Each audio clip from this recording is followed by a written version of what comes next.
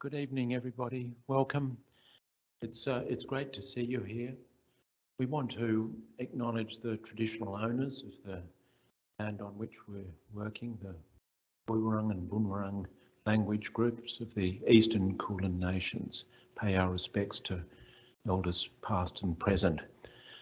It's a real pleasure to be introducing this lecture. I'm just going to say a few words very briefly about our research centre, and then my colleague Mark Andrejevic from Monash is going to introduce our speaker.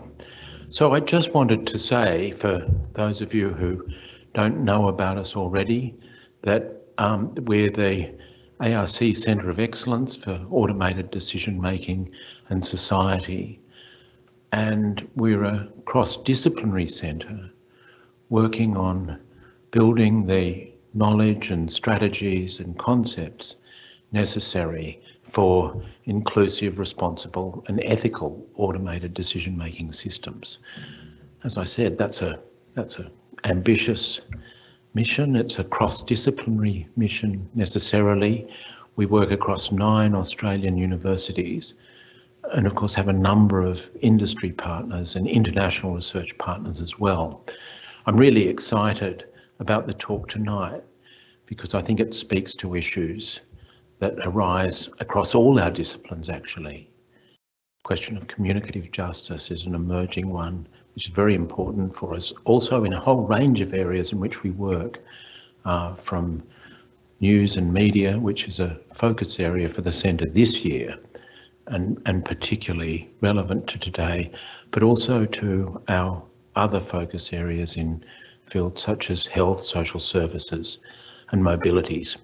So I'll pass over to Mark and to introduce our speaker. Thank you.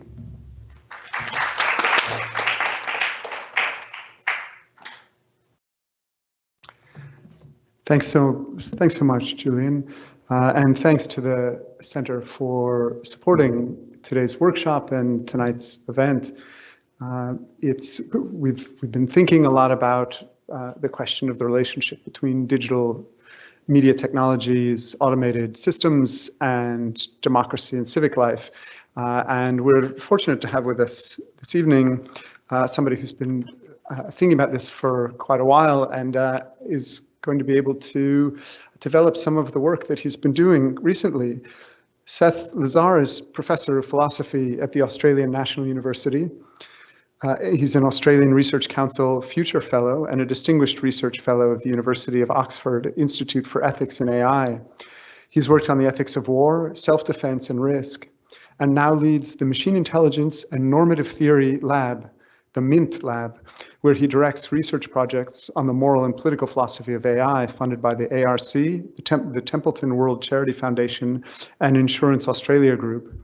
He's a member of the Executive Committee for the ACM Fairness, Accountability and Transparency Conference and was General Chair in 2022, and Program Co-Chair for the ACM AAAI AI Ethics in Society Conference in 2021, and is one of the authors of a study by the U.S. National Academy of Science, Engineering and Medicine on the ethics and governance of responsible computing research. He recently gave the 2022 Mala and Salomon Kam Lecture in Ethics at Harvard University and the 2023 Tanner Lecture on AI and Human Values at Stanford University. So we're so happy to be able to welcome Seth to speak with us tonight. Please join me in giving him a warm welcome. Thanks, Seth.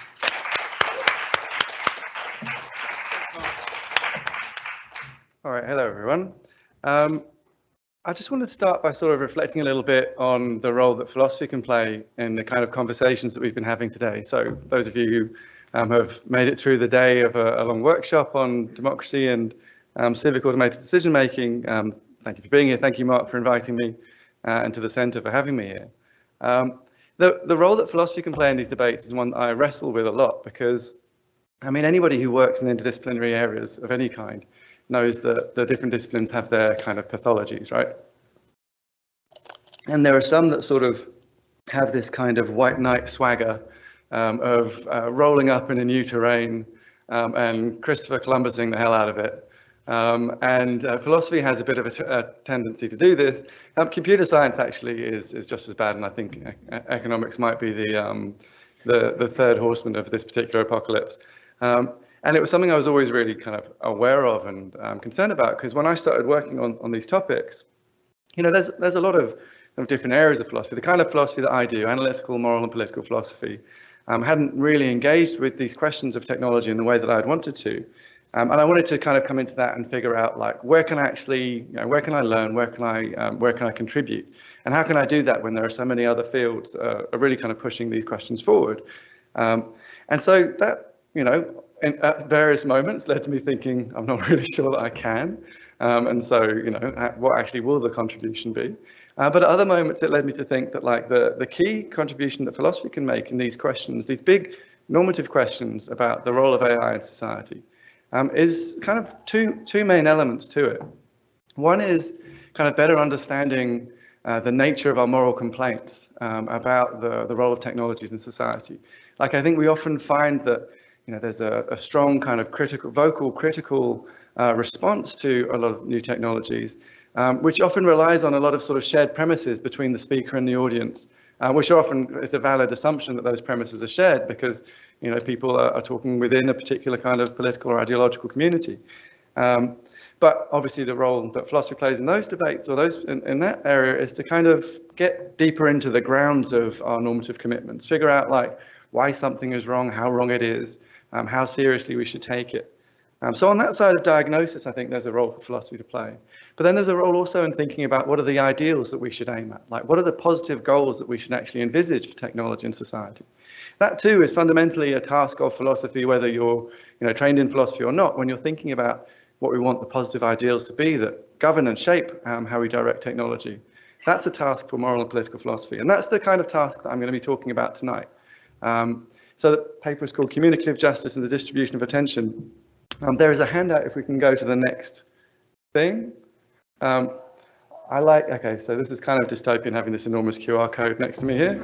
I like to think of handouts as being a sort of guide rope, a safety net as well. If you get sort of lost in the talk, you can go to the handout and find what I'm saying, but also a set of receipts. Right, so that at the end of the day, when I finish and you want to kind of target your objection, you have somewhere precise that you can pin it to in the discussion. Okay, so that handout, you'll have it there. It'll be something you can draw, and you don't have to. You can also look at me. We're all here in person, and that's lovely.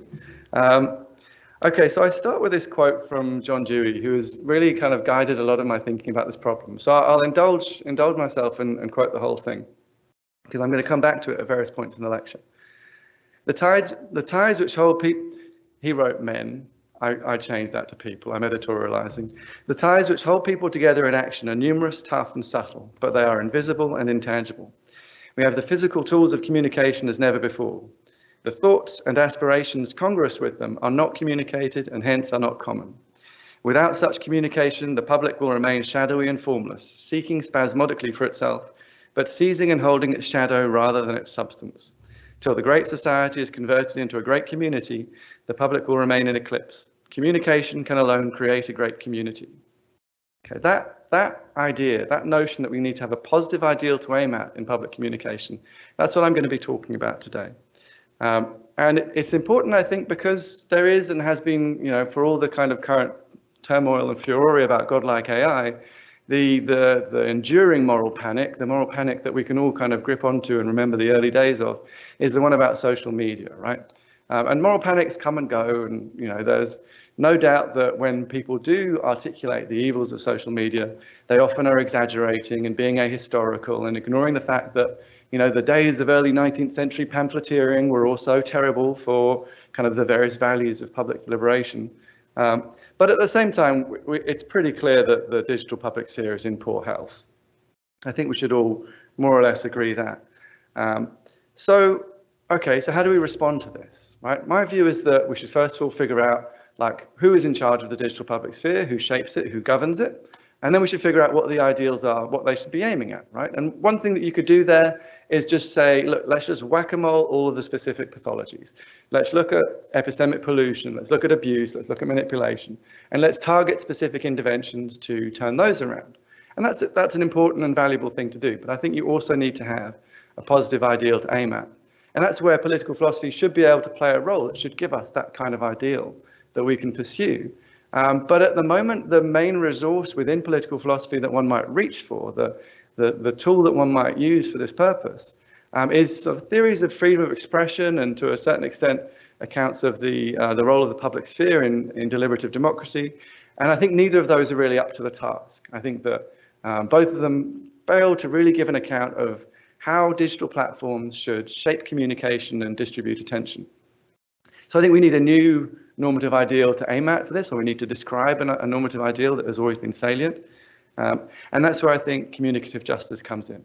So the structure of the talk is going to be, I'm going to give you present to you, if you like, my empirical assumptions about the way in which the pathologies of the digital public sphere are caused and who's responsible for them.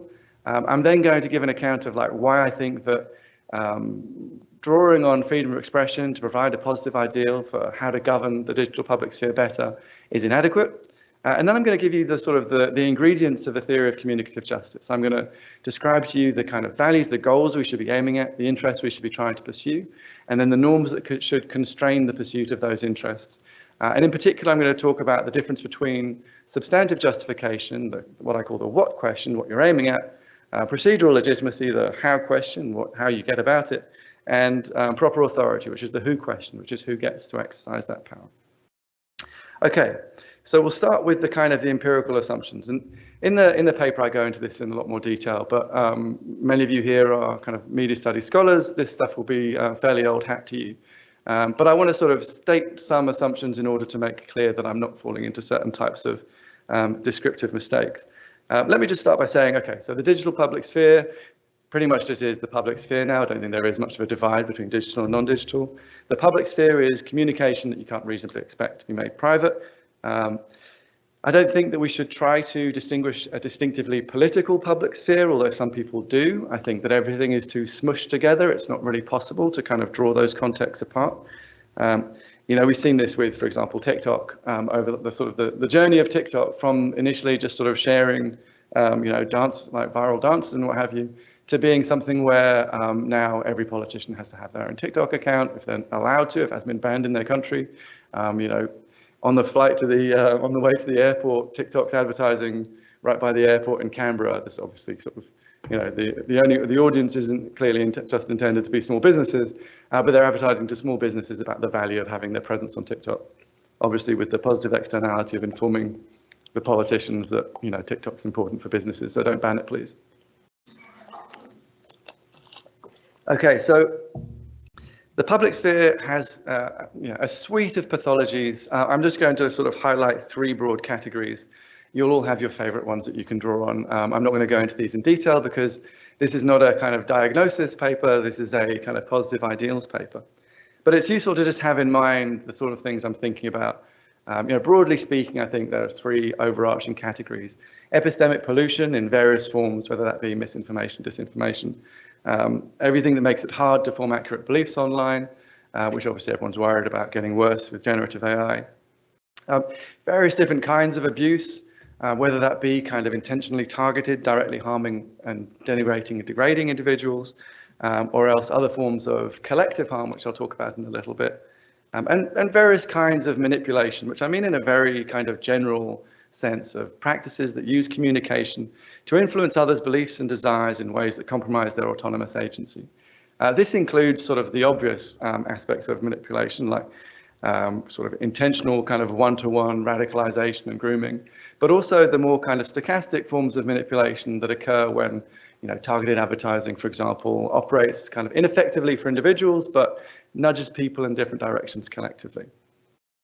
So these are the kind of broad pathologies of the digital public sphere. There's a lot of debate about kind of what's causing them, whether platforms are responsible for them. I want to kind of find a way of sidestepping some of the empirical debate here. I think that there are things that we can say are true, independent of whether various empirical claims about the digital public sphere in its relation to these pathologies are true.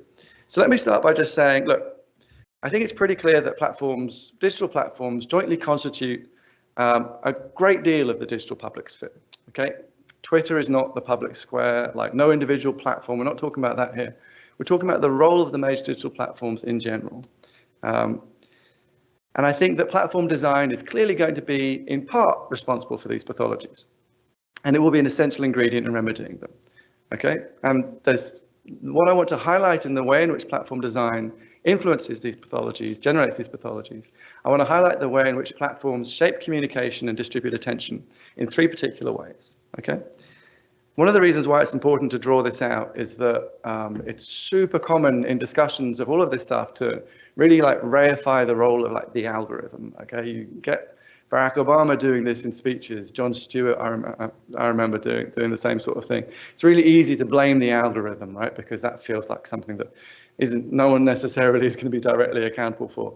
Even when Elon Musk bought Twitter, he was going on, banging on and on about how he's going to open source the algorithm. He's released it now for all the good that it's done. It means very little. We need to think about the algorithmic dimension of digital platforms, as all of you know, I should think, in dialogue with all of the other elements of platform design. So I parse those out into architecture, moderation, and curation. So architecture are all the ways in which the design of the platform, the options that are available to you, shape communication, distribute attention. This includes everything from things like verification, which, you know, oh my God, the journey with the blue check has been something over the last few months. On Twitter, but those basic conditions of like how your identity is represented online, how you're able to communicate, whether short or long form, whether you're able to post videos, whether you're not, all of the different ways in which platforms shape what are the options for you, the ways in which you can engage with others. And in doing so, make some things easier, some things harder, encourage some things, discourage others. Those aspects of platform design are crucial to the way in which our opportunities for communication are shaped and our attention is distributed. Okay, so on top of that, there's also, of course, the ways in which platforms moderate speech. This is something that there's been a lot of really interesting work done from the days when platforms essentially wanted to kind of deny that they actually did content moderation, or it was a sort of dirty secret, to when people like Nick, who's in the audience, and Talden Gillespie and Sarah Roberts kind of brought out what was happening behind the screen and the ways in which content moderation was being done by these sort of secret rules that were not made transparent to those of us who are subject to it. So content moderation is an important part of the way in which platforms shape communication and distribute attention. Interestingly, I think that like it's a really important part, but it's sort of interesting how less important it is, in my view, relative to the next thing I'm going to talk about, which is curation. A very simple way of thinking about this is that curation is the process of sort of deciding what you see, kind of selecting candidates for your news feed or whatever it may be, and then ranking among those candidates the ones that are going to come at the top of the feed. That's a process that has to apply to basically everything that you see online, everything gets put online. Whereas moderation is always going to be applied to a sort of a marginal subset of all of the content that is posted, right? So it's kind of its nature. The moderation polices the boundaries, whereas curation is like everything else. And there are some really interesting questions about how you draw the line between curation and moderation. In general, for my purposes, I think of it as moderation as being about enforcing policy. So there's an enforcement motivation behind moderation. You're removing something or maybe even demoting it because it's not compliant with a set of terms of service. Curation is about kind of cultivating the values of the platform in a way that is intended to kind of promote goods or to promote the sort of the interests of the platform, but is not fundamentally about kind of enforcing a certain kind of policy. So these different practices, architecture or the platform's architecture, its moderation practices and its curation decisions, including within that algorithmic amplification and reduction, these shape communication and distribute attention. If we have pathologies to do with how people are communicating and how attention is being distributed, like those ones of epistemic pollution, manipulation and abuse, then it stands to reason that the ways in which platforms shape communication and distribute attention will be involved and implicated in those pathologies. Now, it's really important to say that like social media is just us, right? We're the people who are posting stuff. We're the people who are doing the manipulating, the deceiving and the harassment, unfortunately. So it's never the case just the platform does this on its own. It's not, I'm not advancing a kind of technologically determinist argument here or sort of ascribing all responsibility to the platforms. But the reality is that any situation where people are interacting with one another on any kind of digital platform or anything else will always involve people behaving the way people behave. And it's the role of those who, in this case, shape communication and distribute attention to kind of shape the power relations among us who are communicating with one another in these ways. And if platforms are implicated in, if they're enabling people to kind of exercise power over others by manipulating them, abusing them, or harassing them, then that's something that they should be responsible for, right? So a lot of these discussions that you'll see, following, for example, the Jonathan Haidt stuff on how social media is undermining democracy, Haidt, I think, like a lot of the subsequent discussion was like, it's really, really important to absolutely clearly and definitively demonstrate that social media is causally responsible for the pathologies of democracy in such a way that no one could possibly refute it. And a lot of the social media companies responded in that kind, like so Nick Clegg's kind of invidious, it takes two to tango, you and the algorithm comment, really traded on this this sort of need to have like a clear causal link between social media and the pathologies of democracy, and the evidence that there is that sort of muddies the water around that. I really don't think, I think it's an interesting question. I'm sure it's an important question. I don't think it's that important for what we ought to do, because I think it's really clear that social media is implicated in the pathologies of democracy, these problems of epistemic pollution, manipulation, and harm. Like they're creating the platform, they're creating the possibilities for people to do this to one another. They're shaping communication, distributing attention. They have way more control over this sphere than governments do. When governments want to regulate it, they have to operate through the platforms. So I just think that's a sort of a non-question as to whether, or it's not a kind of action guiding relevant question to determine the precise degree to which they're causally responsible. And also because, they're clearly the ones who are in a position to make things better, if anybody is, right?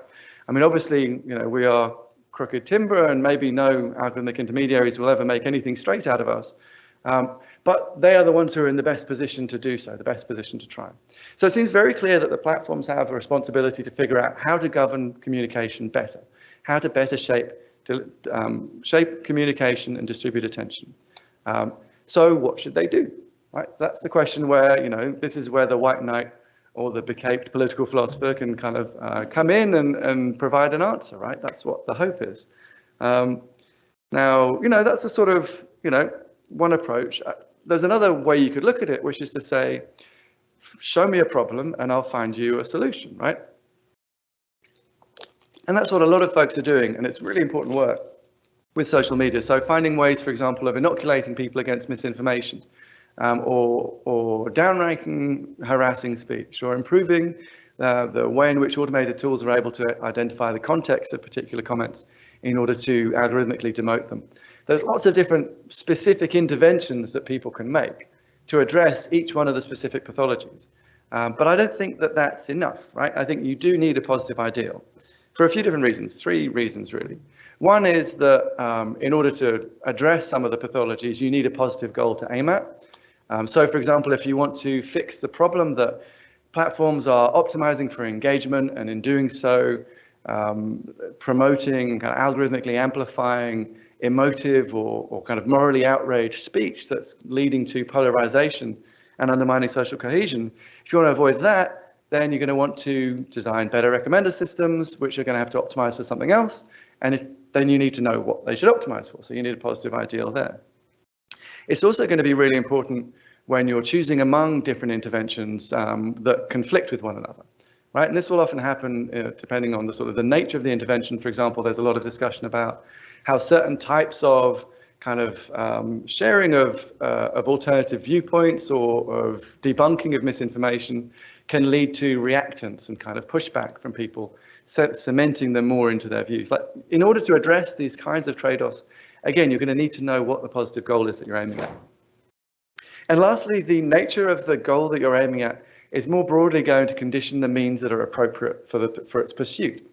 Right, so this is just a general kind of truth about political philosophy, nicely summarized in this quote from just war theorist Paul Ramsey, who said, what justifies limits, which means that the thing that justifies your action determines the boundaries of the ways in which it can be permissibly pursued. Okay, so we need a positive ideal. And, the natural thought is to turn to political philosophy and ask it for an account that might draw on the theory of freedom of expression, right? That's kind of our best worked out account of how to navigate communication in the digital public sphere. Now, I want to kind of go through this fairly quickly so I can get on to the positive view.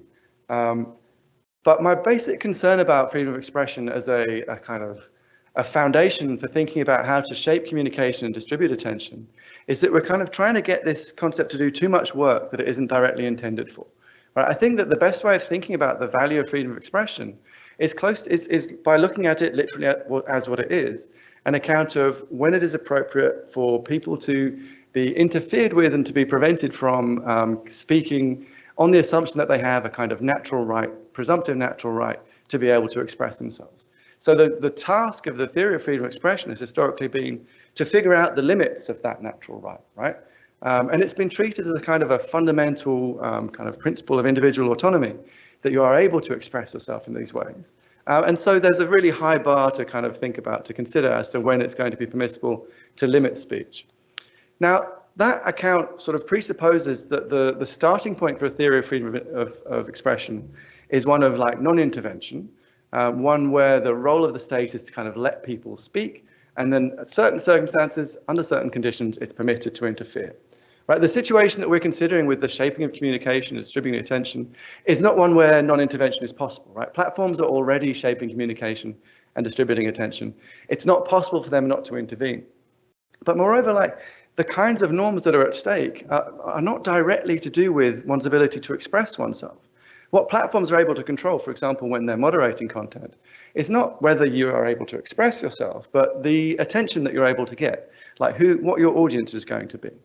Okay, that's a different thing from shaping your ability to express yourself, right? What we're talking about there is like, you know, if the platform had an obligation to make it the case that you were able to reach a particular audience, that would be a positive duty on the platform to actually intervene, to aid you, to enable you to speak to this audience. That's different, like justifying that kind of positive duty on the part of the platform is different from sort of identifying the limits to the negative duties of the state not to interfere with speech. Right? So I think that, you know, this is not to say that freedom of expression is not an important ideal, like it absolutely is. And it is also an important ideal in thinking about digital platforms. What I think we should do is we should sort of carve out the different topics here, right? I think that freedom of expression should fundamentally be about your ability to express yourself and when that can appropriately be limited. Like that, I think, is a really important fundamental right. And I think that thinking about its contours is an important task, you know, and absolutely should be one that is part of thinking about the digital public sphere. But there is a further question on top of that as to how we shape communication and how we distribute attention, which doesn't directly implicate freedom of expression. It can take some lessons from it. Like I think that, you know, the interests that freedom of expression serves are often the same interests as we might care about in thinking about how to shape communication and distribute attention. But we're fundamentally engaged in a different normative task, right? We need normative ideals to cover this specific task. One way to think about this is to think that, like, very crudely put, communication is expression plus attention. Right? If we're going to think about the distribution of attention, if we're going to think about expression and attention together, if we're going to think about communication, we should think about that directly rather than just looking at the one part, at freedom of expression, and then kind of expanding on that in order to try and get it to perform this additional role that, in my view, it's not conceptually fit for. Okay, so if we're not going to rely on freedom of expression as our kind of normative toolbox here, what instead are we going to do? I think we need an account of communicative justice, right? So that's the kind of the overarching ideal that I want to promote and that I want to spend the rest of the lecture kind of articulating a theory of. But let me start by just saying why it is that it's worth thinking about this in terms of justice, right? There's a friend sent me a paper the other day with the title Justice Creeps. And there's this problem, right, with, I mean, people who work on human rights here will know this phenomenon, where you kind of, we make normative questions seem more important and more urgent by attaching to them certain kinds of labels, right? And the justice label is one of these ones. So I think if you're going to start invoking justice, you need to have an account of like why justice is relevant here. Okay. So look, starting point, very simple proposition that you'll all be familiar with. In an environment where information is incredibly cheap to generate, where speech is incredibly cheap, the thing that is scarce is attention. we have a question here of how platforms should distribute attention. If you're distributing a scarce resource, you're facing a question of justice, right? That's just a starting point to kind of motivate the fact that communicative justice is a problem of justice. But I think we can go a bit more general than that, right? The demands of justice arise when a group of people are trying to coordinate in order to achieve certain goods that they wouldn't be able to achieve on their own. And I think communication is fundamentally like this. It is itself fundamentally a collective practice. It relies on some people kind of restraining themselves in order to achieve these communicative goods. And it involves the generation of benefits and burdens which can be fairly or unfairly distributed. So when you have moral equals who are engaged in a collective project that involves the generation of some kind of cooperative surplus, in the words of John Rawls, the pursuit of this surplus involves kind of benefits and burdens that are going to fall on some rather than others, and they are fundamentally people who are morally equal, then you have a question of justice as to how to distribute those benefits and burdens. Okay, so we are properly speaking in the realm of justice here. That's what I think. So what do we need in order to build a theory of communicative justice? So there's two broad ingredients, and we'll go through both, right? The first step is to think about the goods that you're trying to pursue, okay? The interests that you're aiming to promote. Like, what are the goods of communicative justice? This is true in, Rawls's theory of distributive justice, or his two principles of justice in general. He starts with an account of the basic liberties and the social primary goods. Like, these are the things that we care about distributing and protecting in this context. So what are the interests that we're going to pursue? But like if it was just a matter of kind of promoting those interests, that wouldn't be a theory of justice. It would be some sort of utilitarian or consequentialist kind of theory. And it wouldn't care about the distribution of those benefits and those goods or the distribution of the burdens involved in creating them. For it to be a theory of justice, there have to be norms that constrain the promotion and pursuit of those goods. Okay, so that's what we'll do. We'll start by talking about what we can call the currency of communicative justice, and then we'll talk about the norms constraining the pursuit and the promotion of those goods. Okay, within the currency of communicative justice, I want to draw a distinction between individual and collective goods. To a large degree, I think many of the individual goods of communication are well described by existing theories of freedom of expression. They involve, goods that are involved in the act of communicating, the fact of saying something and having people attend to it, like you're all doing now. That in itself is a good. That the fact of kind of recognition, or even in some cases esteem, or the kind of the vibrant interaction of a two-way conversation that really works, or the fact of being treated and communicating with others as equals, right? These goods as the speaker, okay, that you enjoy in virtue of communicating, and which will be affected by how we shape communication and distribute attention. Over and above those kind of non-instrumental individual goods, there are also the obvious instrumental goods of communication. And here, the list is familiar, but it's worth just kind of going through it. Like, obviously, we communicate in order to gain information about the world. Like, the ability to form accurate beliefs is one of the most important roles that communication plays. Communication also enables us to coordinate, to act together with one another. This is kind of, in some ways, some people have taken this to be fundamental not only to communication, but also to kind of ethics itself. Some people find the heart of ethics in the practice of communication, because it involves our ability to form contracts, to promise, to consent, to make those kind of basic commitments to one another. Communication is also really important for entertainment, and this is something that in the kind of the po-faced worlds of political philosophy, it's easy to kind of forget, and I did forget in the early versions of this talk. Like those goods are also really important goods, and when thinking about the digital public sphere, we need to remember all the time that most of the time people aren't on their phones or whatever for the purposes of like civic uplift, right? They're on there to kill time and to amuse themselves. So this is really important. I think also that one of the goods that we realize through communication is the ability to kind of find people like us, find our communities, right? And I think that one of the things that one notices in working on the pathologies of the digital public sphere is that we are all prone to be super doom and gloomy about it, right? We're the original doomers, but there are, we forget, no one wants to talk about liberation technologies anymore, quite justifiably, but there are ways in which communities have been able to find themselves on digital platforms that weren't able to by other means, and that has provided extraordinary value for them. So those are also communicative goods. Things that we get both through speaking and through paying attention. They're fundamentally shaped by how communication is shaped and how attention is distributed. That's all in the kind of realm of the individual interests that are at stake. But I think that there are also some really important social goods at stake.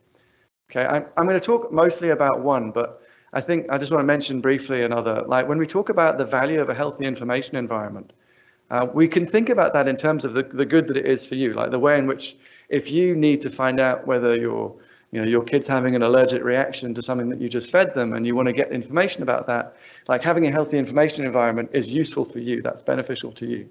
I think there's also a sense in which a healthy information environment is what Charles Taylor calls an irreducibly social good.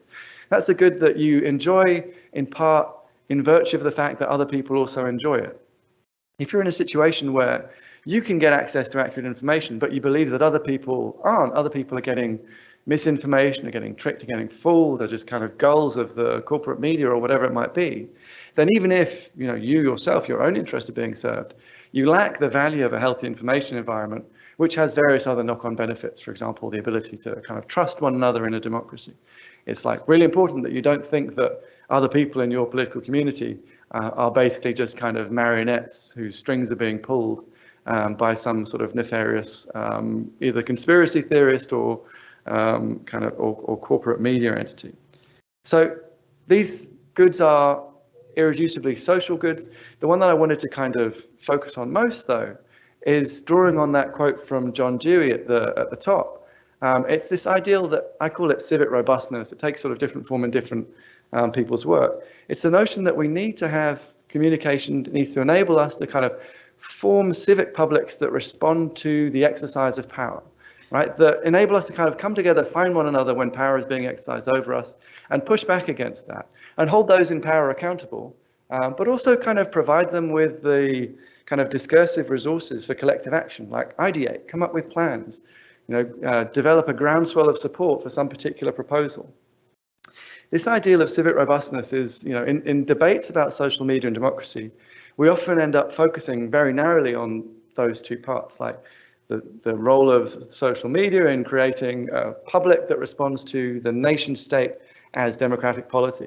But I think that the value of civic robustness is not one that is limited to that particular kind of national level. It's also something that applies at the subnational level. So, whenever power is being exercised, whenever governing power especially is being exercised, you want people who are subject to that power to be able to come together, to communicate with one another, to direct their attention collectively at the same phenomenon, and then to respond, to act. So that's true for, those of us who work in universities, right? Absolutely not democratic organisations here in Australia. And, having spent a few months in Oxford, which is a democratically governed university at the start of the year, I'm glad that we're not here. Like it's a nightmare, the admin of democracy. But we are subject to this power, and we need to be able to respond to it. That's one of the things that unions around the country are doing right now. At the transnational level, this is also true. We're subject to the governing power of these digital platforms, and we need to come together and respond to them. One of the ironies about the criticism of the role of digital platforms in undermining the public sphere is that one respect in which they've done a pretty good job of bringing a public sphere together is in response to the power of those platforms themselves, right? That's kind of like that there have been significant changes. Anyone who wants to trip down memory lane, there's a paper by this extraordinarily named Oxford scholar, I think it's Culpeper, but surname is certainly Culpeper. It's on platform power, and it's from 2020. And it's all about how the platforms basically have kind of more popular goodwill than governments do. And so they're able to kind of resist government attempts to regulate them by mobilizing the public in response. The paradigm example of this was when Uber kind of responded to a proposition in California that would have limited gig work. Those days are definitely gone. The platforms are not in a position of kind of being able to kind of direct public opinion anymore.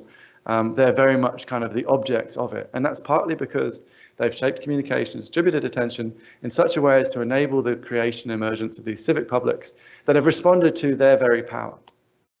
Okay, so civic robustness is this really important value. It's valuable because of its contribution to democracy, sure. It's also just valuable in its own right, something that we really care about, that really matters.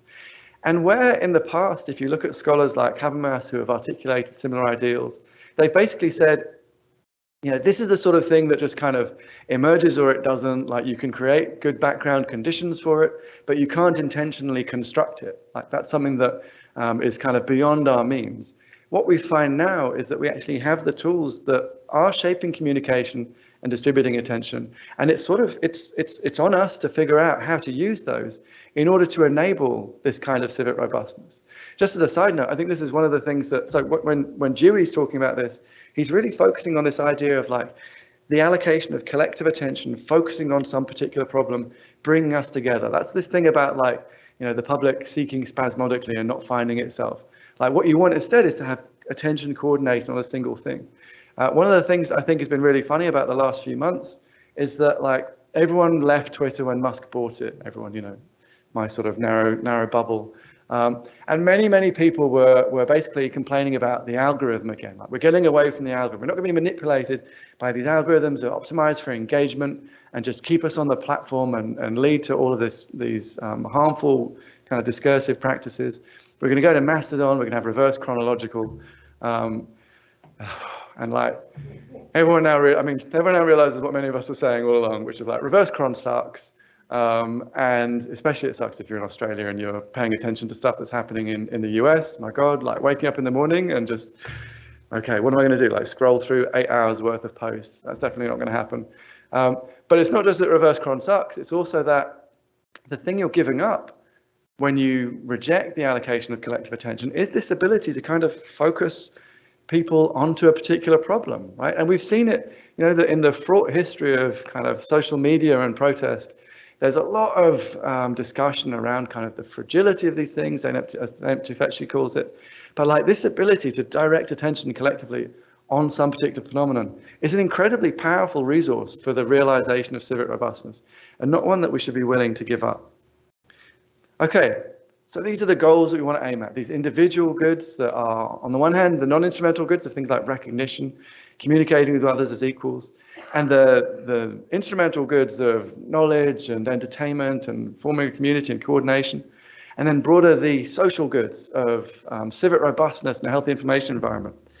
But we're not just going to try to pursue those and promote those irrespective of like how the benefits and burdens of doing so get distributed, right? That wouldn't be justice. That would just be kind of some broadly maximizing approach to morality, and it would suck for some people, right? So how do you do that in a way that is kind of respectful of the fact that the people whose communicative interests you're pursuing or failing to pursue are one another's moral equals? Okay, so I think that in order to do this, we need to go through 3 more questions. Okay, what I call the what, the who, and the how question. Okay, the what question is a question of substantive justification. The who one is who gets to exercise power. We had one of those talks earlier today, who decides. And the how question is the question of procedural legitimacy. Like, how do we go about it? Like, what are the conditions under which we make it kind of appropriately transparent and contestable? So on the first question, I think one of the really interesting challenges that we face is, on the one hand, you've got, like I've just given you a list of values. I think those are really important communicative goods. In the implementation, in any given case, it's going to involve a significant amount of reasonable disagreement, both about what the nature of the goods is and about whether any particular instance of communication kind of satisfies or departs from those goods, right? This is a fundamental problem that we're going to have to face, and we do face, and we see it every time. Like, this is where, lately it's with generative AI. This is where the idea of like woke GPT kind of comes in. The notion that platforms are shaping communication and distributing attention in accordance with a particular set of political values that some people then reject and feel the need to kind of generate alternatives to. Like, there's no way around this problem, right? We're not going to find a set of perfectly neutral values. The idea that some people have of kind of going to reverse chronological as a way of avoiding the platform intervening, that doesn't work. The platform can't avoid intervening. Reverse chron is also an intervention. And there are many other aspects of platform design besides just the algorithm that are still playing a significant role in shaping communication and distributing attention. So we can't avoid intervening some way or another, but that doesn't mean that we then get to just intervene however we want, right? To say, well, look, I'm going to use my platform in order to promote progressive values because I'm a progressive. And so, if people are talking about abortion, for example, I'm going to make sure that content that is in favor of abortion is going to be promoted. and content that is against it is going to be algorithmically demoted. Right, that would also be significant, like seriously problematic. It would involve imposing a particular set of values and views on way more people than is appropriate. So the goal has to be, in my view, that you aim for the realization of what Rawls called primary goods. So things that people are going to want, whatever else that they want. So, you know, you should want to not be manipulated. You should want to not be deceived. You should want to not be abused. Like, these are things that are good for you, whatever else you want. Civic robustness is valuable, whatever else you care about. So the goals should be such that they are the kind of thing that are valuable to you, irrespective of your other goals. But then how do we determine which things are going to kind of correspond to those goals? So which particular interventions are going to be appropriate in light of those goals? I don't think that we can solve that problem through like just identifying like the right goals. The way you solve that problem is by answering the second question, which is the who question, right? Who gets to decide what counts as advancing civic robustness, or what counts as promoting people's interest in recognition, or in kind of the value of egalitarian communication. I'm going to come to the who question in a minute. I want to sort of pause on the way there to pay attention to the problem of the distribution of the benefits and burdens of realizing these goods of attention and communication. Like, this is something that, you know, I don't know if it was a problem that had a sort of, that was operationalized in previous versions of media. Like, we had the question of how do you curate like broadcast media, one-to-many media, sure. But we didn't have this phenomenon of mass communication where we're able to algorithmically influence like who pays attention to what, and who then, as a result, might, you know, become an influencer and be able to make a living on TikTok, or else might become Twitter's main character of the day, and just end up getting pilloried for, you know, being smug about having coffee with their husband, right? Like that aspect of, see who got that, who's terminally online and got that reference? Yeah. So like that question is now one that we actually have to address. You have to consider think about the distribution of attention, how to do so fairly. There's a really interesting body of work in Fairness in Recommender Systems, which aims to do this. And it generates some really interesting technical questions as well. Like, so here's a general sort of approach to this. You might say we want something like fair equality of opportunity to realize a certain kind of good of positive attention. So, you know, you want to recognize that some people are just more interesting than others, and that's cool. Like, you don't want to force everyone to pay attention to really boring people. And you want to recognize that some people like might be funnier and sort of be able to kind of better advance knowledge and all that sort of stuff. Like, you want to give people opportunity to differentiate themselves. But you also want to recognize that there is this sort of, this quantum of attention, if you like, that the platform is distributing and determining how that goes. And we know at the moment that the way all of their models work is that they direct attention more towards those who already have more of it, right? There's a very well-known kind of Matthew effect. It comes from various different elements of platform design, not only the algorithmic side, but also the kind of the social graph aspect of it, that causes this rich get richer effect. And so you want to figure out, like, what's that quantum of attention, and let's distribute that in a way that is fair. Okay, that actually presents some really interesting theoretical challenges as to figure out, like, how to differentiate between the sort of if you like, the cooperative surplus generated by the platform and the kind of the goods of attention that we kind of generate through our own behavior. So that's an urgent problem that communicative justice needs to address in terms of the distribution of the benefits of communication. But when it comes to the burdens of communication, that's also something we need to attend to. Right, so just think of the switch between Twitter pre-Musk and Twitter post-Musk. Basically now on Twitter, in order to maintain a sort of healthy information environment for yourself or a healthy communicative environment, you just need to be super block happy, right? You know, block, block, block. Got a blue check, then, you know, 50-50, you're going to block them, right? Like, what's happening is effectively the cost of kind of policing problematic online behavior is being pushed onto people themselves rather than being centralized through having really robust trust and safety practices. Mastodon actually is also an example of this. Mastodon decentralizes content moderation in such a way that communities have to perform it for themselves. This means that if you're part of a community which is disproportionately the target of harmful online speech, then you have to do more policing of your own community, right? So the basic principle here is that to those who have least, more burdens will be given, right? Which is obviously not a good principle of distributive justice, right? So this is one of the reasons why there's real value in centralizing those kind of governance practices. And one of the reasons why you shouldn't is because it's unfair in this distributive sense to those who have to police their own communities. Okay, but let's get on to the who question, because this is the one that has really been kind of agonizing causing a lot of frustration and concern, because like, as I think Nick and Tegan's paper had it, like everyone knows, like no one wants the platforms to be governing online speech. Like they suck, they're awful. They're run by people like Elon Musk. Like who would put them in the position to determine how we can communicate, how to distribute attention? But then on the other hand, you don't necessarily want the state doing it. Just look at Hungary, look at India, look at the Philippines. Like in every place where the platforms are not paying sufficient attention and where kind of authoritarian or quasi-authoritarian governments are in power, they are using that power to shape the public sphere in such a way as to undermine criticism of them. Like, you know, I said that civic robustness matters at all of these different levels, subnational, transnational, but clearly it matters most in response to the power of the nation state because the nation state has the most power. So having states in charge of how attention is distributed and communication shaped also would be bad. So we've got to figure out some kind of alternative middle ground. I think that what the Digital Services Act in the EU does kind of aims to achieve something like this, like have a democratically authorized mandate, like a set of goals, like this is what we think communicative justice means around here, that is appropriately democratically authorized, and then hold platforms to account to ensure that they actually realize that.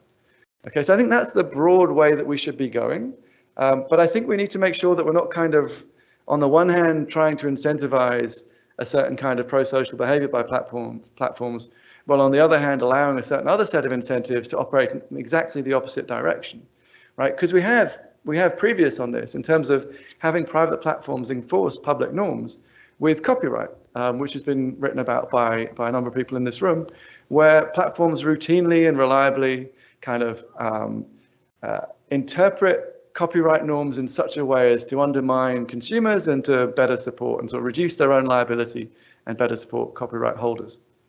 Like platforms at the moment, their incentives are not oriented towards realizing any goals of communicative justice, whatever they might be. And as long as they're engaging in surveillance advertising, they're also going to be engaging in engagement optimization in order to keep people on platforms. So I think at a minimum, we should think about the way in which we can change those incentives.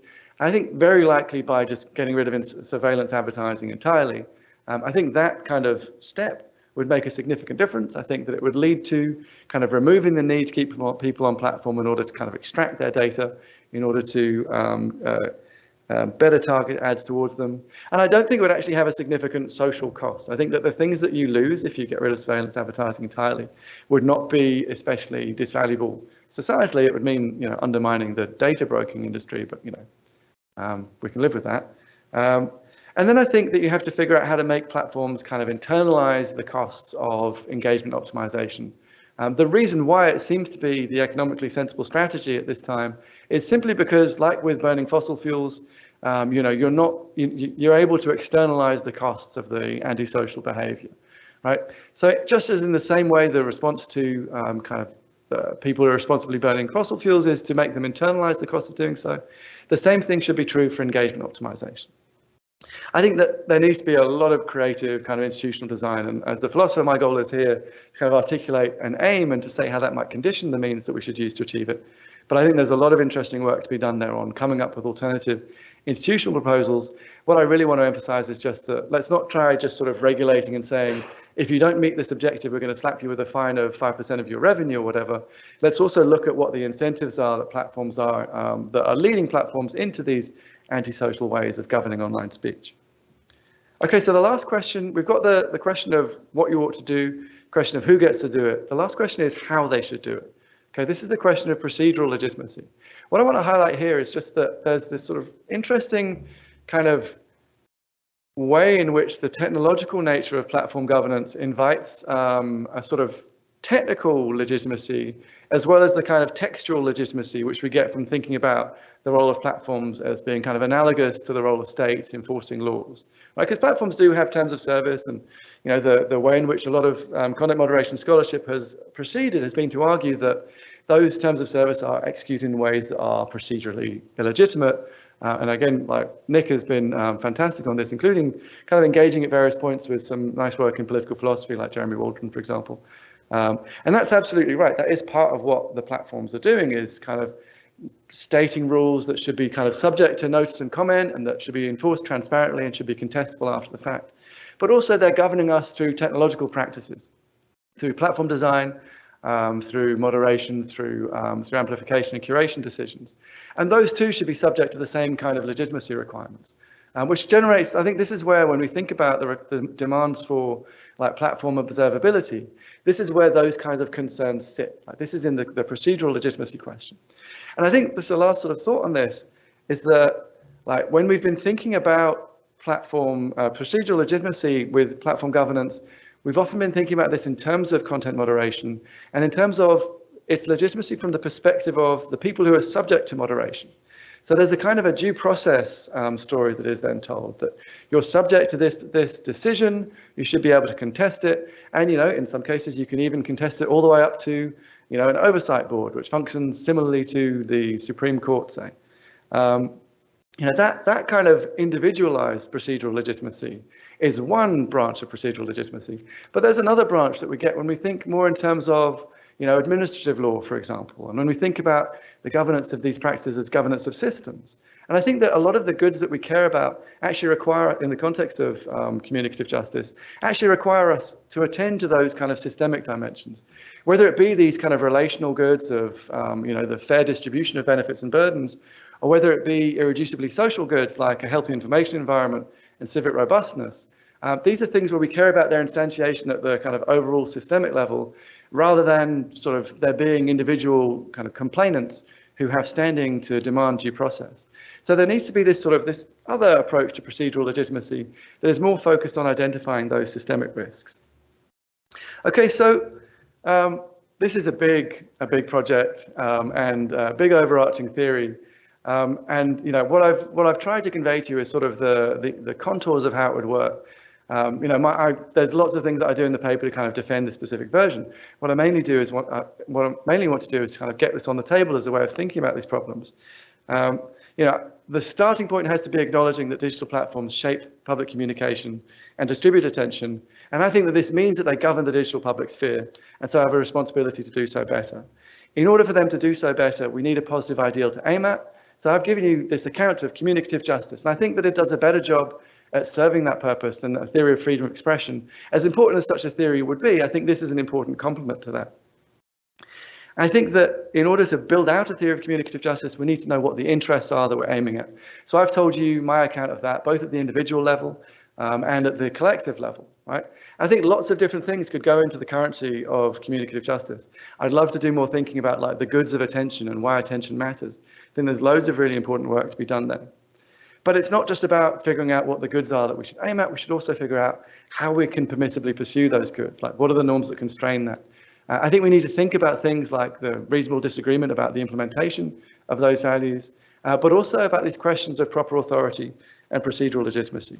And look, I think that it's clearly true, like I said before, that if hell is other people, then so is social media, and it's us doing all of this stuff, right? So we can't just sort of say that if the platforms were to be if we were to snap our fingers and everything were to change and the platforms would be governed by, by Nick and by Talden Gillespie and by Daphne Keller, that wouldn't solve everything, right? I think one of the things that's been interesting in the journey with Twitter over the last few months has been seeing how much you can change without changing anything, and that's because we suck and we're the people who are part responsible for all of these problems. But that's just the problem of governance generally. That's always the case. Whenever we get together, we will try to exercise power over one another. And those who are in a position to shape that, who can in this case shape communication and distribute attention, have to figure out ways to do so that accord with ideals of justice, and in this case with ideals of communicative justice. So that's all.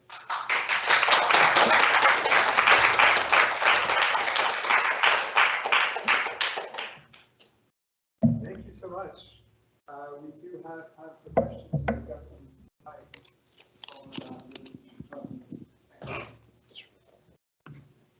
Hey, thank you very much. Thanks, Seth. Great talk, really interesting. Just a very quick question with a very long answer, I imagine. That we're not on a desert island.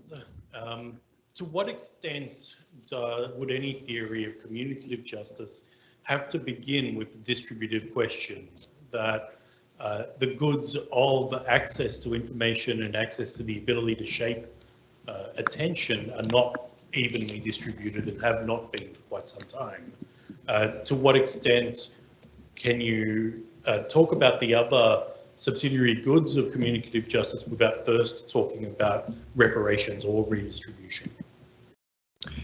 Yeah, so there's a kind of remedial dimension to it for sure. Look, I think that there's an analogous problem faced by theories of distributive justice, which is, given that you start out in a terrible position of accumulated historical kind of extraction, can you just kind of snap your fingers and go to kind of Rawlsian liberalism and just say, let's forget about the past? I think it's an interesting question, interesting challenge. I do think that the goal of shaping communication and distributing attention should primarily be kind of forward-looking. I think that if we're thinking about kind of remediating past injustices, the means for doing so should be other. I think that what we should strive for is a public sphere that serves these different communicative interests at the individual and collective level in a fair way, and that I don't think that kind of making up for the past wrongs in this particular domain would be the way to go. I think there would mostly be a matter of focusing on both the other adverse experiences that people have had and remediating those.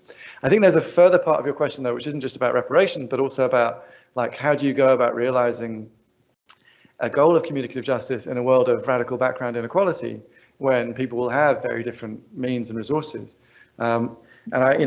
This in some ways goes back to the Nancy Fraser paper on the public sphere from 1990, where she takes Habermas to task for his sort of kind of imagining of a public sphere as a way of it's just eliding all of the difficulties and challenges of politics and democracy, and just kind of putting us in this ideal speech situation where we're all going to kind of be able to solve our problems in this kind of perfectly discursive way. And she obviously, she argues that obviously that's never the case, and we're always dealing with this nested set of background inequalities. And actually, I finished the paper on this note, and my take on it is kind of drawn from Iris Marion Young, and it's the idea that in the presence of radical background inequality, the only thing you can do is find sort of whatever levers you can to sort of bootstrap yourself out of it.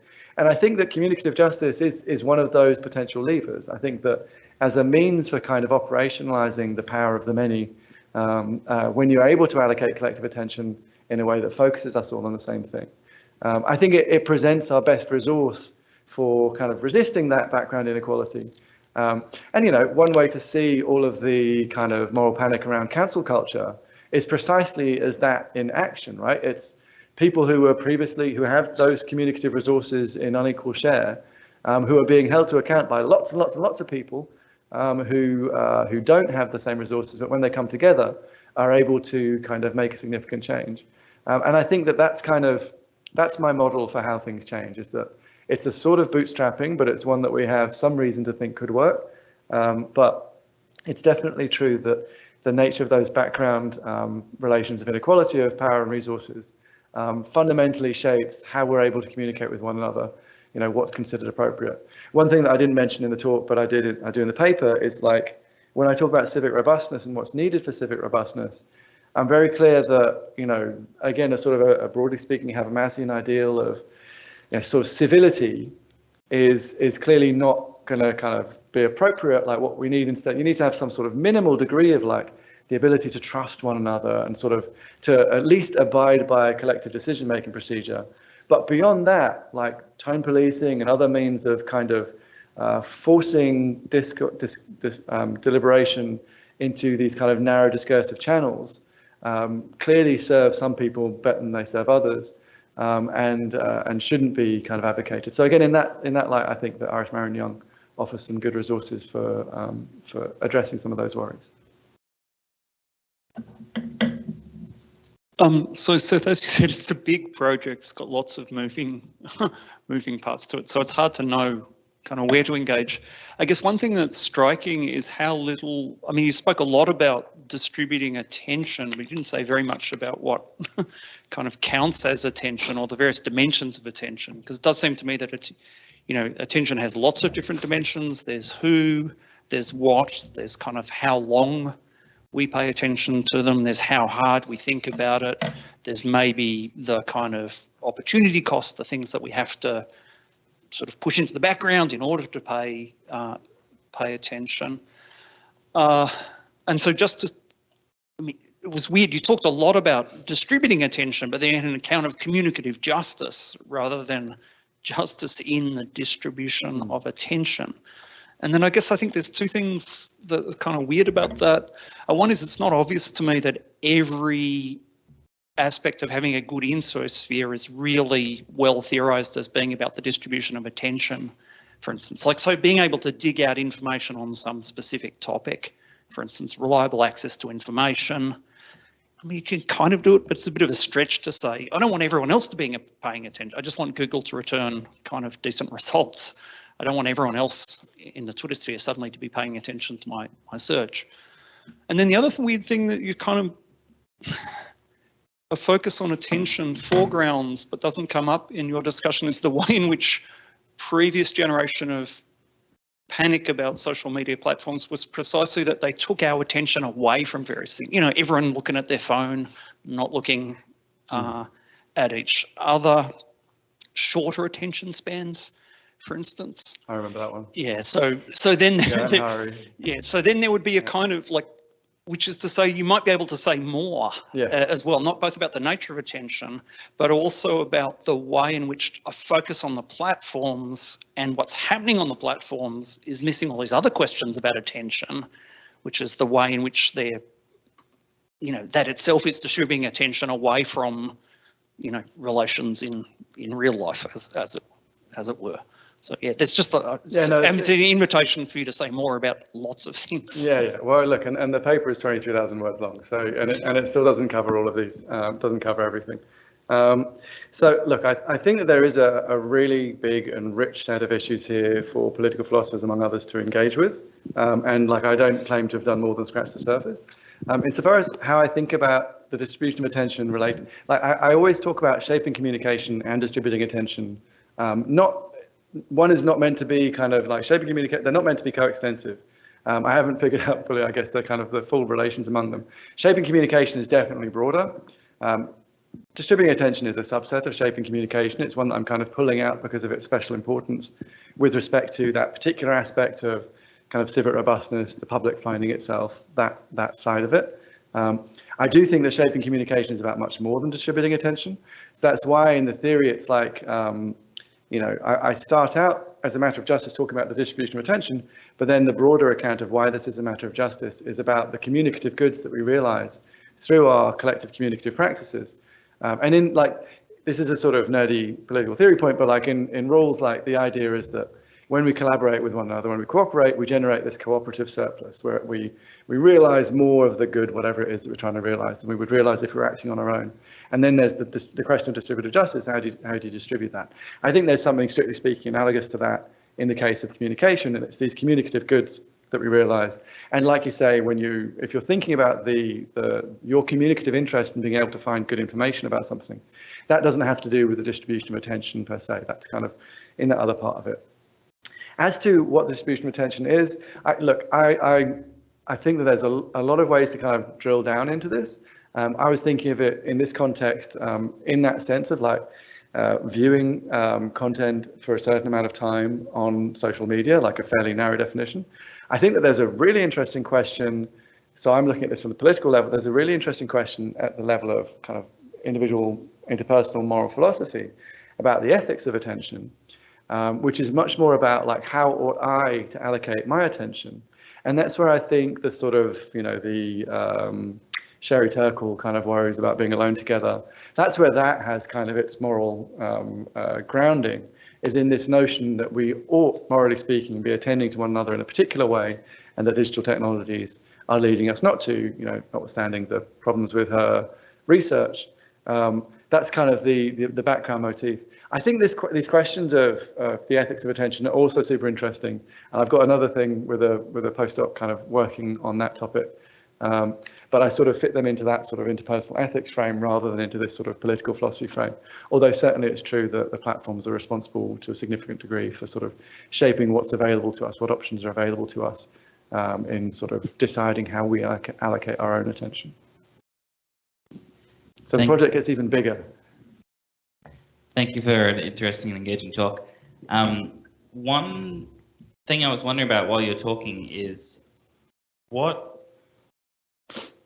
in what ways or to what degree does the question of scale sort of mediate how you think about communicative justice and what that would look like in your sort of thesis? And so to give you some context, like there's a movement of people that talk about like the need for slow digital public spheres or a slow web, where, for example, you have a Twitter, but you only get one tweet per week. So you really got to make it count. And would that address some of these issues, or would that exacerbate the issues? Have you thought about that? Yeah, I think that like it relates to this question of the nature of virality and its significance as an affordance of mass digital communication. Something that wasn't present in that form or to that degree in previous forms of communication, which again, many people in this room are much more familiar than I am.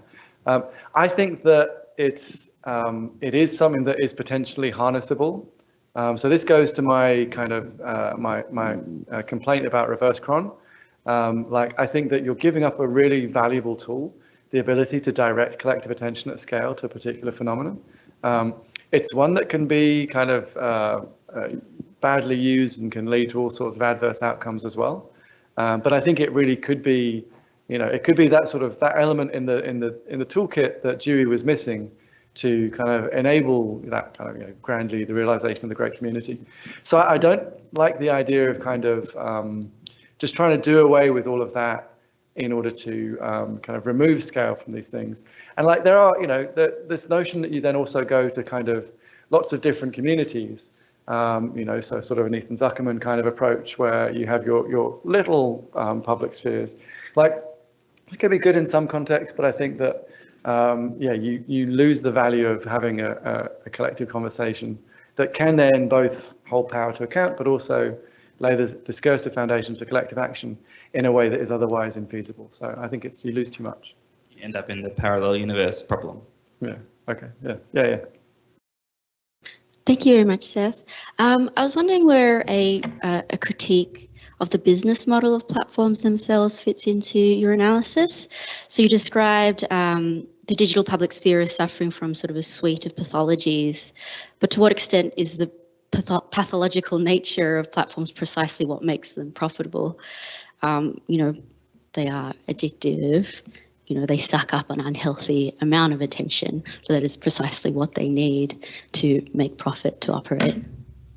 Yeah, it's a good question. So I think at the end of the day, this requires expertise that I don't have to answer. But so here's the notion, right?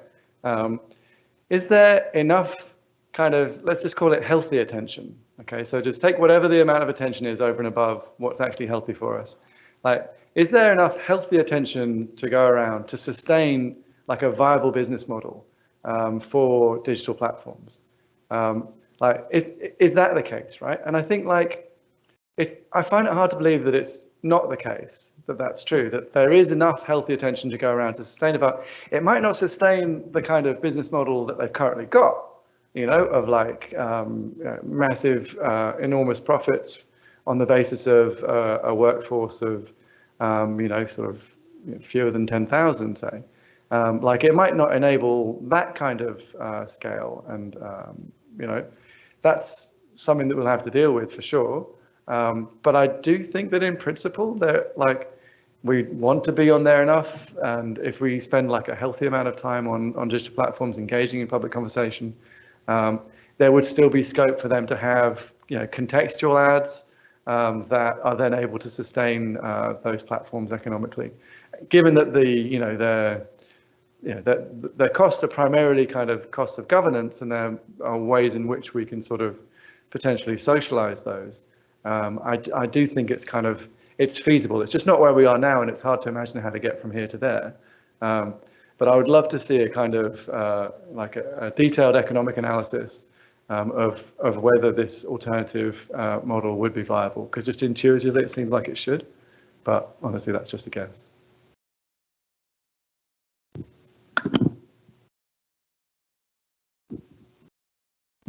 Thanks, Seth. I really enjoyed the talk.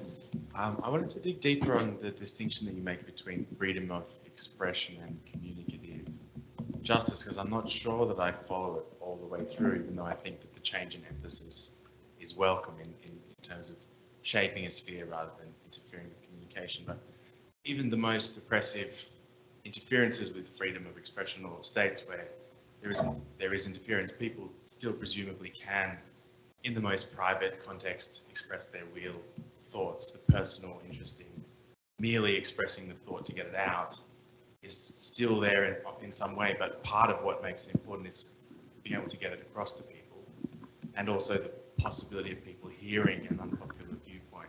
So I know that that censorship argument is sort of overworked and overwrought and getting boring, but I don't know if you can get away from it entirely when you talk about communicative justice. That's just a comment. I'm not sure where to go with it, but I just felt like there was a tension that was still. Yeah, and I went through that quite quickly. Look, I definitely do think that there are important ingredients from a theory of freedom of expression that are. I'm not sure whether I think that one should have a theory of freedom of expression and a theory of communicative justice, or if I think the communicative justice kind of absorbs freedom of expression. I haven't sort of figured out that part of the architecture yet. But I think, for example, when reflecting on, the kind of baselines for communication on platforms, that a lot of the kind of reasoning we should go through there is fundamentally just going to draw on existing theories about censorship, freedom of expression. I think there's an interesting kind of nuance to it. I think that, actually, some of the stuff that we think of as falling under the head of rights to expression is actually best described as communicative rights. And I think that it's about having access to a particular civic public that you have, presumptive grounds for being included within. And so, you do have a right not just to express yourself, but to this particular audience. And I think that's like a better gloss on the nature of that right, a better understanding of the nature of that right, than just treating it as a right of expression or a right of speech. So I think part of what I want to do is kind of revisionist of one's account of freedom of expression. But then I think that going beyond those questions of baselines, when we go to the question of the goods you're trying to achieve, how you can pursue them, how you distribute them, how you distribute the benefits and burdens of doing so, that's where I think any theory of freedom of whatever is not going to be sufficient, because it's only giving you an account of how not to interfere in people's realization of these goods, or at best, even if it's more than that, there's no there's no goal implicit in it. It could be, okay, well, we want to promote everyone's expressive interests, but then the question becomes how do you deal with them when they clash with one another? And that's where I think that you are fundamentally answering these questions of justice. And one could perhaps articulate a theory of justice and expression, say, but it would be a misdescription again, because you're not just distributing the goods of expression, you're distributing the goods of communication, because it's not just expression, it's also the allocation of attention. So part of it is like a revisionist project of sort of saying, I think that the value of freedom of expression is being called upon to do too much work, and that actually we need to just sort of pick apart bits of it and focus those on this broader set of questions. And part of it is also a response to this kind of the nature of the debate. So one thing that I haven't mentioned here is that, obviously all of these platforms are in the US. The First Amendment looms enormously over everything there. I presented a version of this talk the other day at the Knight First Amendment Institute at Columbia. And I think that, so one of the kind of sticking points in getting platforms to better govern online communication is that in that American frame, they basically appeal to freedom of expression or freedom of speech as a means of vindicating their kind of inaction and failures with respect to content moderation. Sometimes it's an important protection because, like in that case with the Texas versus YouTube, like in that case, freedom of speech, the First Amendment, so far is looking like a pretty robust defense against an activist Republican government trying to interfere to prevent any sort of content moderation from taking place. But other times they use it as a way of escaping liability for the consequences of their bad decisions. So I think that one other kind of pragmatic reason is that I think that freedom of expression in this context is so very much a double-edged sword. that I think expanding our normative palette is a good idea.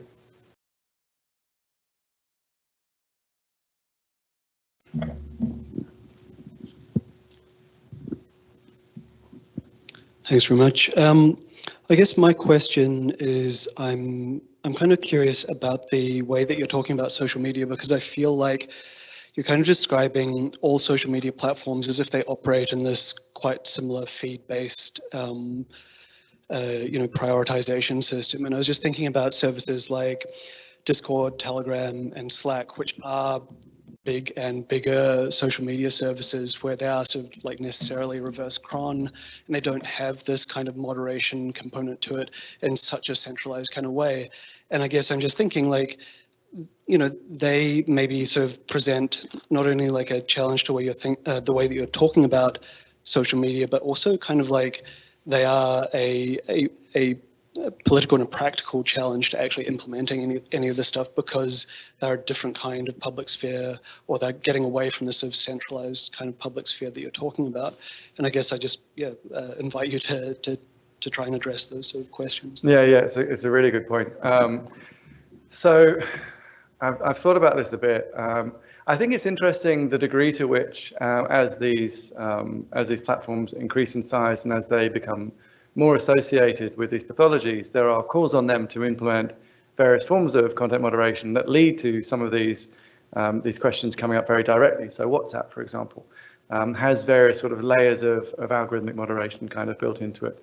The possibility of kind of flagging content as being inappropriate still being incorporated there. So I definitely think that there are ways in which the sort of the three elements of kind of platform architecture, moderation, and curation, like they still provide a lens and a way of thinking about how these platforms are shaping communication and distributing attention.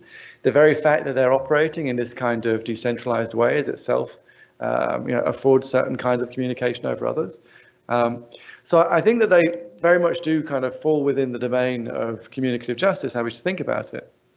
The way in which they're most commonly evoked is like as a way of solving the problem of the who problem, like of who ought to govern, because we can get out of worrying about who is in that position of authority, many people think, if you just give people enough choice that they can take up some decentralized platform, and that will solve the problems of who gets to have power, because we'll just be able to choose the particular digital home that we want. And a lot of people kind of were touting the Fediverse in this kind of way. It's like decentralization is the solution to the problems of concentration of power.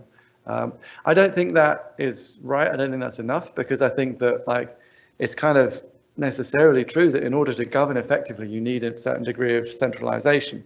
Like there has to be some way of making sure that those you're trying to govern aren't able to just nick off to somewhere else and continue to do the same things they were doing before and get all the same benefits they were getting before.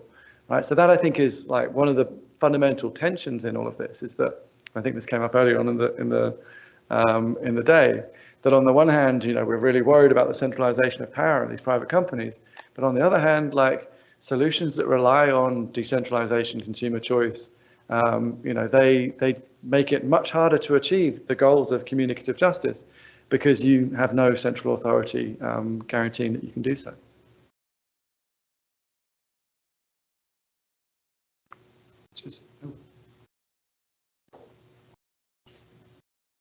Thanks for a wonderful talk, Seth. Just flowing on to the point you just raised, I had a question regarding the relationship to your theory to its epistemological dimension and the rise of generative AI and the potential for our information ecosystem to be flooded by deepfakes whose origins are no longer traceable to individual agents or organizations. To what extent do you think the distribution of burdens and benefits relies upon a kind of being able to direct a lineage of production as to like this particular person made this particular talk, generated this particular video? One point that I find quite interesting, and I wouldn't want to jettison it either, is this ability of a lot of collective attention being directed toward a particular phenomenon. But where that kind of starts to become problematic in my own mind is when a lot of that attention is directed towards something that's ostensibly fake, and the repercussions as a result of that. So have you thought much about the implications for your theory on generative AI and what I think is the incoming tsunami of deepfakes? Yeah, for sure. Yes, well, haven't we all done a massive collective handbrake turn over the last few months as we try to figure out whether our theories carried over to these sort of advanced in technology? I have so many thoughts about this. So I'll just a couple, and then I'll come directly to the question. So the first thing that I think is really important is that, you know, for all of the communications media studies people here in your various different communities, your PhD students, like, I think that we're at this moment with a lot of generative AI stuff where we're just we can reliably expect so many of the same pathologies that we've seen in social media, and so many of the same decisions, governance decisions, are all going to play out directly with generative AI. Some of it will be stuff like AI companions, right? It will be like all of these worries about kind of, you know, sort of influence and body image and kind of manipulation and all of that we have with social media. Those will be distilled into these one-to-one relationships that people will have with companions. Worries about deepfakes, misinformation are going to be obviously exacerbated. Worries about platform capitalism, platform governance, all of those questions are going to be played out in new form with this new kind of engine of digital capitalism. So I think that there's the first thing to just say is that, like, I think it's a really important and interesting test of whether we can take all the stuff we've learned over the last 20 years and actually prevent some of the bad things from happening before time. Like, that would be great if we were able to do that rather than just in slow motion make all of the same mistakes again. Obviously, at the moment, it seems like we're doing exactly that, but you know, that's what organizations or centers like ADM+S are here to kind of ensure that to help us not make those same mistakes again. I think that the misinformation worries about generative AI are really interesting, right? I appreciated Jathan's talk earlier, where he talked about how this is the one thing everyone can agree on. Like, whether you're a doomer or a sort of an AI ethics person, everyone's worried about misinformation and the use of large language models to generate and image generation models to do this. I'm actually slightly less worried about that than I am about some other things. Like, I think that the barriers to producing disinformation right now, it's not cost. Like, it's pretty easy to produce doctored images and bullshit and fake narratives and whole fake websites and all of that. You know, just get a factory load of Macedonian teens and pay them whatever minimum wage is in Macedonia, and you can produce this sort of content. And it was produced already during the 2016 elections in the US, for example. Like, I don't think the barrier to producing misleading content that causes epistemic pollution is one of cost. So I don't think that it's necessarily going to get, I mean, I don't think that it will make that much difference that it suddenly is cheaper to produce more of it. And I think that the solutions that we need right now in order to deal with the problem of misinformation as it stands will very likely also address the problems of disinformation generated through generative AI. In particular, I think that it's going to have to do with being able to guarantee the provenance of particular sources. Like, we need to do that now. We need to figure out how to do that now, guaranteeing provenance and authenticity. Irrespective, if GPT-4 never existed, if DALL-E never existed, mid-journey stability, we would still have to figure out that problem, right? So, but then the thing that I think is interesting is when you look at generative AI and think about, like, where is it going to be a difference maker? And I think one-to-one manipulation is something that at the moment is very costly. It's kind of this artisanal boutique manipulation, right? Where you have to actually invest the time, you know, in growing it yourself. Like, if you want to go out and radicalize people, you've got to actually get to know them and learn about what their lives are like and engage with them directly. That's something that right now is costly for people who want to radicalize other people to do. And that will become, you know, very, very, very uncostly when we can generate AI companions that are able to manipulate people in that sort of way, groom them and radicalize them over time. So I'm more worried about that aspect of it, which is the more kind of bespoke one-to-one kind of manipulation, than I am about the kind of the general sort of, you know, post-reality, whatever Noah Harari's kind of apocalyptic imagery is. Like, I think we're already in that, like, you know, it's already really hard to figure out kind of what's true and what's not. And we already rely on tools that enable us to be sure of provenance. So we just rely on authoritative sources where we can. I think that we'll have to keep doing that. But the general message, I think, is that many of the problems raised by generative AI are fundamentally problems of, communicative justice, the distribution of attention, and of the sort of the affordance of digital platforms and how they shape the way we relate to one another. And I think we're going to see all of those kind of replayed for us in this different context. And I'd just love to see us take what we know and actually apply it and stop some of those obvious errors from happening.